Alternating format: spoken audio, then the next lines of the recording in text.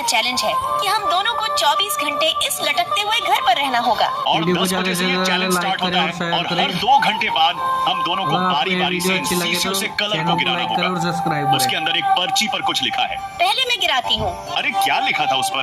उस पर लिखा था हमारे ऊपर मिट्टी फेंकी जाएगी। अरे तुम तो बहुत बड़ी पनौती हो। देखो इन्होंने एक दूसरे के ऊपर मिट्टी डाली और इनका घर गिर गया। दोस्तों मेरे हाथ में जादू है, पक्का कुछ अच्छा ही होगा। अरे जादूगर, तुम तो मेरे से भी बड़े पनौती हो। चुप हो जा डाइन, ये सब तेरी कर्मों का फल है।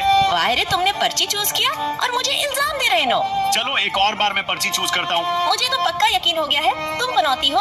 अरे भाई मैं क्या कर सकता हूँ, जब देखो पर्ची में लिखा है। मोटे मोटे बन गए ये हैं। अच्छा है। वीडियो को अगर हम गिरते हैं लाइक करें तो और हमें चैनल को मिट्टी नहीं सब्सक्राइब लगेगी। करें। अच्छा, एक और बार पर्ची चुनो। देखता हूँ इस बार क्या आता है। मुझे लगता है तुमने 10 दिनों से नहाया नहीं है, इसीलिए पनौती लग रही है। दोस्तों अभी मैं क्या कर सकता हूँ, जब पर्ची में लिखा है तो।